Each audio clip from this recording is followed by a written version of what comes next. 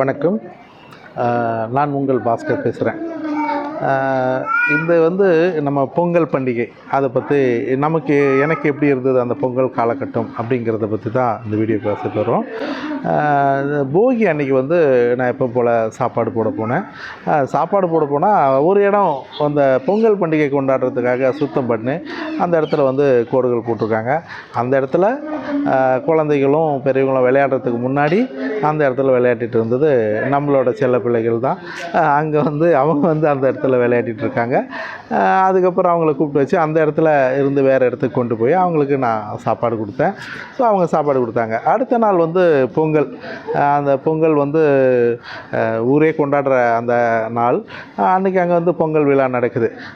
நமக்கும் தினம் பொங்கல் தான். ஒரு 25 கிலோ அரிசி போட்டு ஒரு 25 கிலோ கறி போட்டு அவ்வளோ பெருசு சமைச்சு அவ்வளோ பேருக்கு நம்ம சாப்பாடு கொடுக்குறோன்னா நமக்கு தினமே பண்டிகை தான்.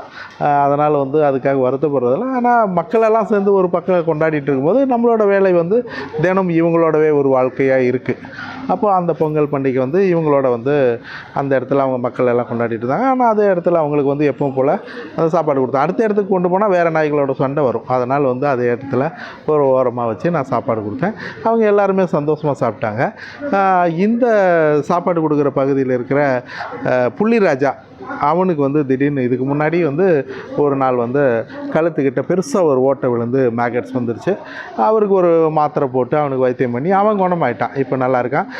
அதே இடத்துல பார்த்தோம்னா அந்த ப்ரௌனி அப்படின்னு ஒருத்தி ரொம்ப ஷார்ப்பாக இருப்பாள். அந்த பகுதியில் யாரோ புது ஆளுங்க வந்தால் விடவே மாட்டான். நிச்சயமாக பாதுகாப்பாக இருப்பாள். அங்கே யாரோ ஒரு திருடங்க வந்திருக்காங்க போல இருக்குது. இவன் ரொம்ப குலைப்பான். இவங்க எல்லாருமே அப்படி தான் இருப்பாங்க. புது ஆளுங்க வந்தால் குலைப்பாங்க. அதுக்கு தான் அந்த நாய்கள் இருக்கிறது. அப்போ அதை ஒருத்தன் திருடம் போல தெரியுது. அதை வெட்டிட்டான். ரொம்ப பலமாக வெட்டிட்டான். ஆனால் அதுக்கப்புறம் அவளை குணமாகி அவன் நல்லா ஆயிடுச்சு. அதுக்கப்புறம் அந்த வெட்டினதுக்கு மேலே வேறு எங்கேயோ அடிச்சிருக்கான் போல தெரியுது. அதுக்கப்புறம் அவளால் சரியாக சாப்பிட முடியல. அந்த காலை குணமாக்கிட்டேன். ஆனால் நாளுக்கு நாள் அவள் உடம்பு முடியாமல் போய் அப்படியே எலும்பாயிட்டான். செத்து போகிற மாதிரி ஆயிட்டான்.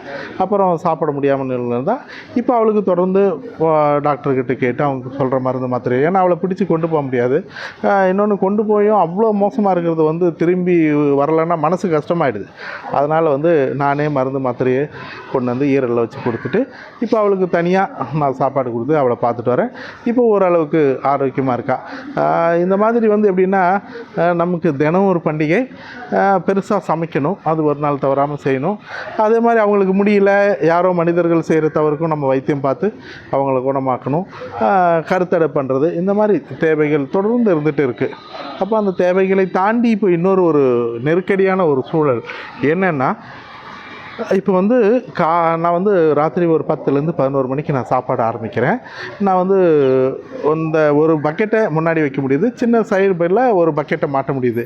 இது ஒரு 30லேருந்து 40 நாய் அளவுக்கு தான் சாப்பாடு போட முடியுது. இப்போ நான் 200 நாய்க்கு சாப்பாடு போடுறேன் போது இது தீர்ந்த உடனே மறுபடியும் 2வது சுற்று, 3வது சுற்று, 4வது சுற்று, 5 சுற்று முடியும் போது கிட்டத்தட்ட தினமுமே 3 மணி ஆகிடுது. அப்போ வியாபாரிங்கள்லாம் அவங்க எல்லோரும் பழக்கம்தான். அவங்க கடையை மூடும்போது நான் சாப்பாடு போடுறத பார்ப்பாங்க. நான் சாப்பாடு போட்டு முடிக்கும்போது அவங்க மார்க்கெட்டுக்கு போகிறதுக்காக என்னை கடந்து போகும்போது சொல்லுவாங்க, உடம்பு பார்த்துங்க, அதை படுத்துட்டிங்கன்னா அப்புறம் யார் சோறு போடுறது? இப்போ நாங்கள் படுத்து எழுந்து நாங்கள் மார்க்கெட் போகிற வரைக்கும் நீ இன்னும் சாப்பாடு போடுறது, எப்போ தூங்கி எப்போ எந்திரிக்கிறது? நிஜமாகவே அது ரொம்ப கஷ்டமாகவும் சிரமமாகவும் இருக்குது. அந்த நேரம் 3 மணிக்கு மேலே சாப்பாடு போட்டு முடிச்சுட்டு நான் படுக்கிறதுக்கு ஒரு 4 மணி ஆகிடுது. இப்போ இந்த நிலை தொடர்ந்து ஓடிக்கிட்டே இருந்தால் உடம்பு தாங்காது. ஒரு நாள் படுத்த படுக்கை ஆகிட்டா அப்புறம் இவ்வளோ பேரும் அது ரொம்ப கஷ்டமாக இருக்கும். அதனால் இந்த எலக்ட்ரிக் பைக் ஒன்று வாங்கலான்னு இருக்கேன். அது வாங்கிட்டால் கிட்டத்தட்ட அதில் 400 கிலோ வரைக்கும் வெயிட் தாங்க முடியும். 200 கிலோலேருந்து 400 கிலோ வைக்க முடியும். நம்ம அவ்வளோ வைக்க போகிறதில்ல. ஒரு பாதி அளவுக்கு வச்சா 2 சுற்றுல முடிஞ்சிடும். இப்போ 5 சுற்று மாறி 2 சுற்று மாறிடும். குறைஞ்சபட்சம் ஒரு 2லேருந்து 2.5 மணி நேரம் எனக்கு அந்த நேரத்துக்கு முன்னாடி படுக்க முடியும். அப்போ எனக்கு கொஞ்சம் மற்ற விஷயங்கள் ஆரோக்கியமாக இருக்கும். அடுத்த நாள் வேலைகளை இவங்களுக்காக ஓடுற மட்டும் கொஞ்சம் மனநிலை சந்தோஷமான மனநிலையோட கொஞ்சம் ஆரோக்கியமாகவும் போக முடியும். இந்த மாதிரி பனியில் மழையில எல்லாம் 5 சுற்றுங்கிறது ரொம்ப ரொம்ப சிரமமாக இருக்குது. ஒருத்தருங்க சாப்பிட்லன்னா கூட நிம்மதியாக தூக்கம் வர முடியாது. அதனால் வந்து அவங்களுக்கு தேவை இருக்குது. அப்போது இந்த சூழ்நிலைக்காக நான் ஒரு எலக்ட்ரிக் பைக் வாங்க வேண்டிய சூழல் இருக்குது. அப்போது அதுவும் பெரிய சிரமத்துக்குள்ளாகும். அதனால் உங்களோட உதவிகள் எனக்கு நிச்சயமாக தேவைப்படுது.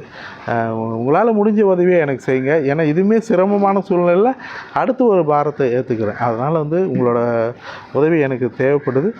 உங்களால் முடிஞ்ச உதவியை செய்யுங்க. அது அவங்களுக்கு நல்லதை செய்யும், நல்லது நடக்கும். நன்றி, வணக்கம். நீங்களும் உணவளிக்க உதவலாம். Please help us to feet.